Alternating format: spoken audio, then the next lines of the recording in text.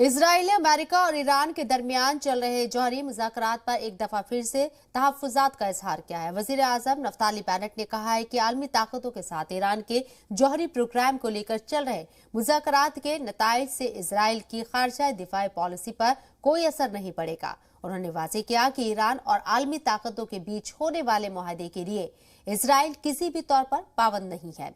Parliamentary committee से खिताब करते हुए इजरायली वज़ीर आज़म ने कहा है कि मुज़ाकरात को लेकर इजराइल को तशवीश लाहक है। उन्होंने ये भी कहा कि बातचीत में इजराइल फरीक नहीं है, ताहम इस मुआहदे से मुल्क की सालमियत और खुद मुख्तारी पर आंच नहीं आने दी जाएगी। उन्होंने मजीद कहा कि इजराइल की सलामती के लिए हुकूमत अपनी रिवायती हरीफ के खिलाफ किसी भी कार्रवाई के लिए आजाद है। वाज़ेह हो कि इस मुज़ाकरात में अमेरिका में भी बिलवास्ता शामिल है।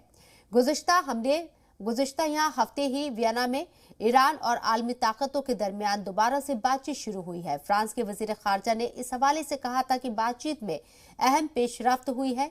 वाज़ेह हो कि इजराइल आलमी बरादरी पर दबाव बनाता रहा कि ईरान के जौहरी प्रोग्राम को रोकने के लिए फौजी ताकत का इस्तेमाल किया जाए।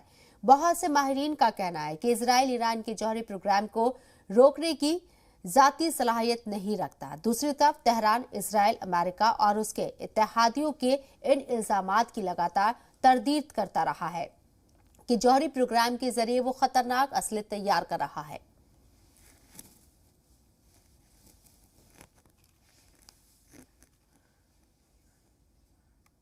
खबरों में बने रहने के लिए आप हमारे फेसबुक, ट्विटर, इंस्टाग्राम पेज को फॉलो कर सकते हैं और ताज़ा अपडेट्स के लिए हमारे यूट्यूब चैनल जी सलाम को सब्सक्राइब कर सकते हैं। और हाँ, बेल आइकन दबाना बिल्कुल ना भूलें।